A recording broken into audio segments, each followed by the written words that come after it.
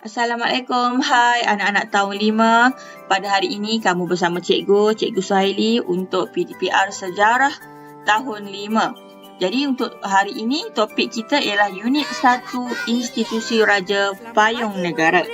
Untuk membantu cikgu menyampaikan pembelajaran kita pada hari ini, cikgu akan selitkan atau cikgu akan paparkan video yang cikgu telah buat turun daripada laman YouTube supaya kamu lebih jelas dan faham dengan topik pembelajaran kita pada hari ini.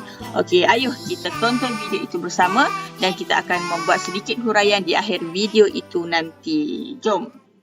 Assalamualaikum warahmatullahi wabarakatuh. Baiklah murid-murid, bagi sesi PDPR pada hari ini, bagi mata pelajaran sejarah tahun 5, kita akan mempelajari Unit 1 iaitu Institusi Raja Payung Negara.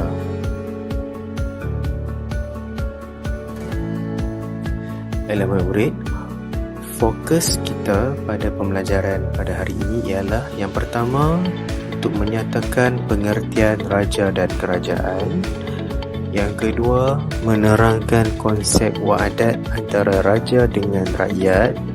Dan yang ketiga, menjelaskan maksud daulat dan derhaka.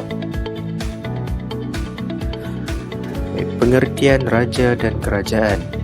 Maksud raja ialah ketua negeri yang mentadbir rakyat dan kerajaan baginda.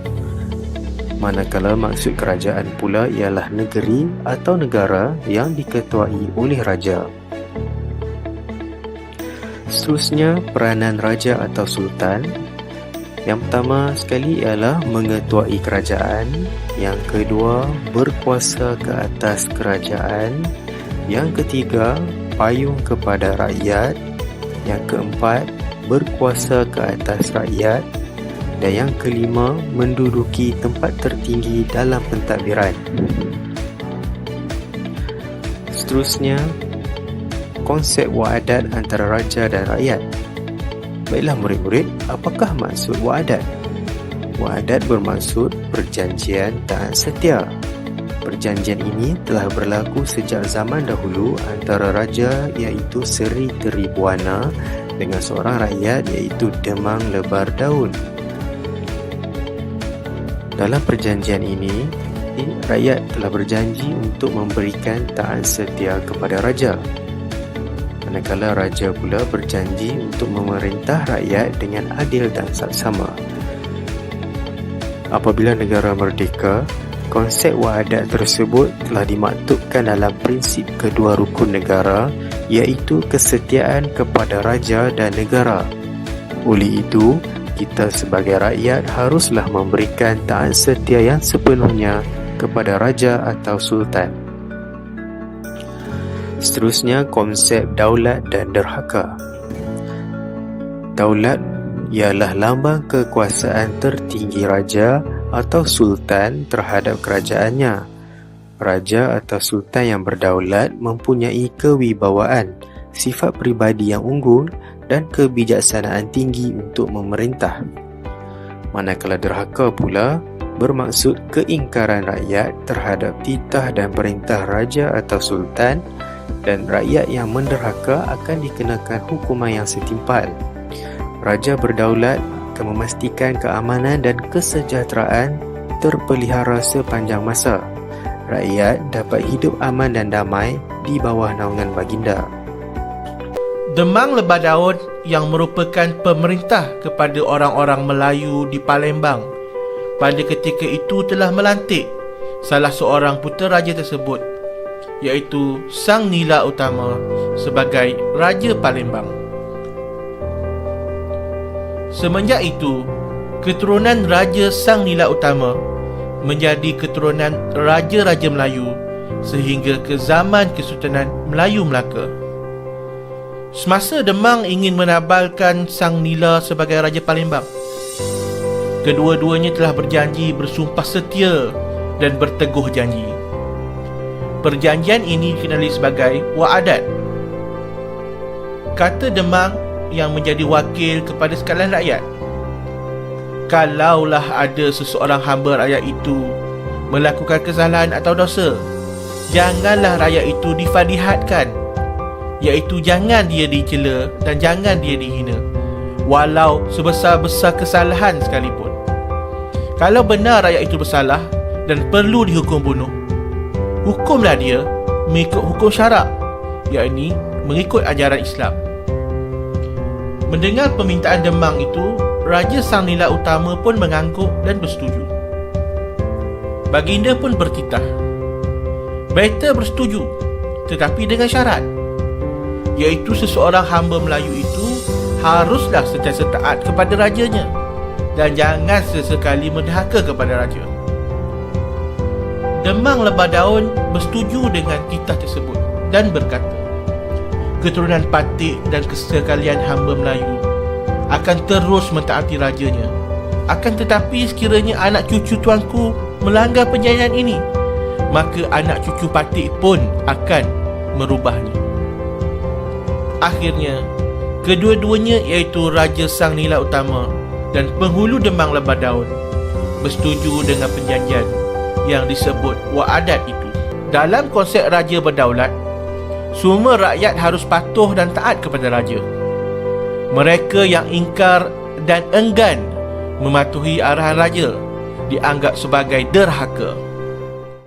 Okey, kamu sudah selesai menonton video tadi. Sekarang cikgu nak berikan beberapa info tambahan dan juga rumusan atas video yang telah kamu tonton sebentar tadi. Okey, pertama sekali, kamu tahu ada negeri-negeri di Malaysia ada institusi raja mereka yang tersendiri.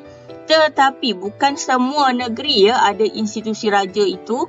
Negeri-negeri yang dalam peta yang kamu lihat sekarang ini, Perlis, Kedah, Perak, Kelantan, Terengganu, Pahang, Selangor, Negeri Sembilan dan juga Johor sahaja yang ada institusi raja.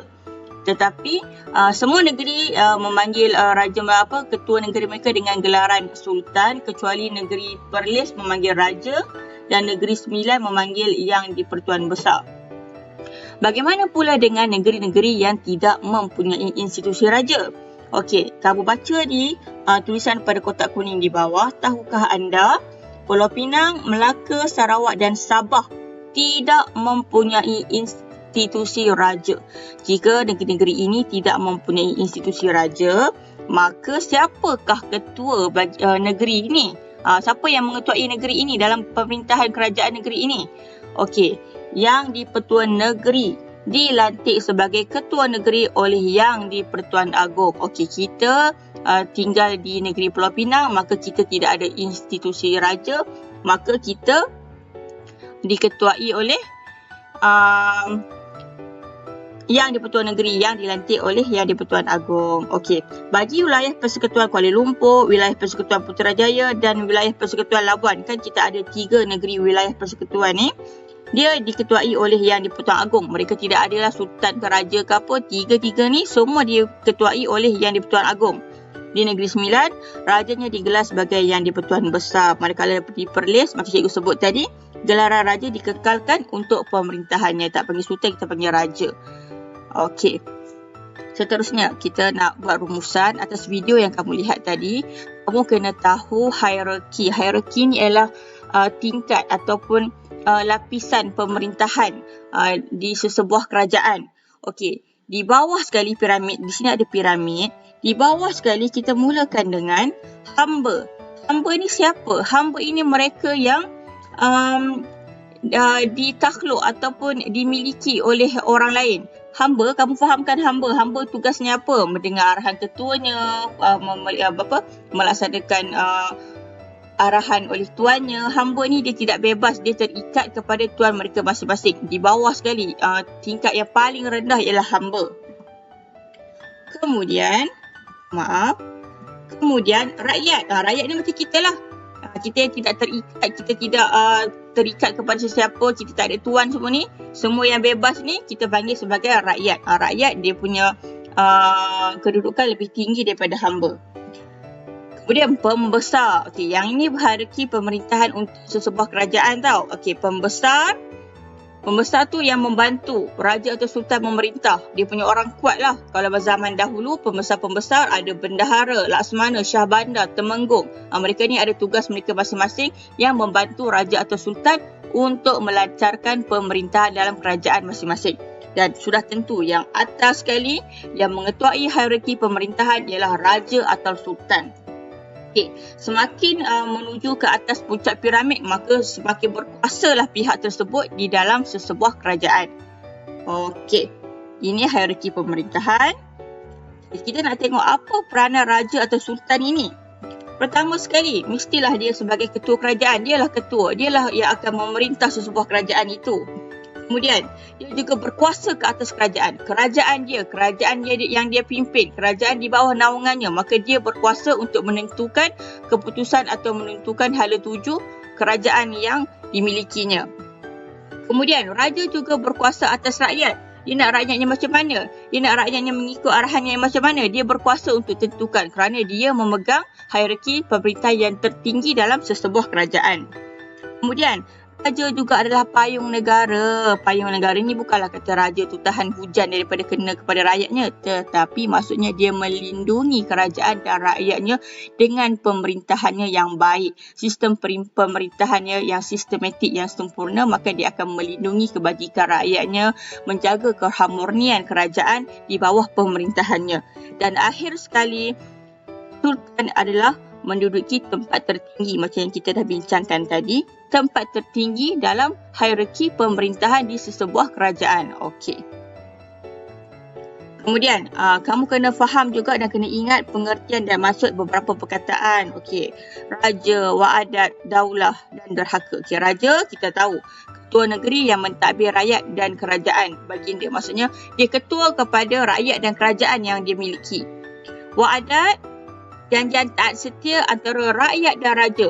Rakyat berjanji akan taat setia, akan patuh, akan turuti perintah raja. Manakala raja pun berjanji kepada rakyat untuk mentadbir kerajaan, menjaga kebajikan rakyat dengan baik supaya negara yang ditadbir oleh raja itu dalam keadaan aman dan harmoni. Apa itu daulat? Daulat lambang kekuasaan tertinggi raja atau sultan terhadap kerajaannya. Yang ini adalah nak tunjuk bahawasanya kuasa raja tu tinggi terhadap kerajaannya, terhadap rakyatnya. Jadi dia ada daulat, lambang kekuasaan tertinggi. Apa pula maksud derhaka? Derhaka maksudnya keingkaran rakyat terhadap titah dan perintah raja atau sultan. Kita buat sesuatu yang sultan tak suka, kita buat sesuatu yang bertentangan dengan peraturan yang telah ditetapkan oleh sultan kita. Maksudnya kita telah menjadi rakyat yang derhaka. Okey, itu saja tambahan nota untuk pembelajaran kita pada hari ini. Nanti cikgu sediakan link Google Form quiz untuk kamu jawab. Kamu boleh jawab. Okey, jumpa lagi pada sesi akan datang. Assalamualaikum.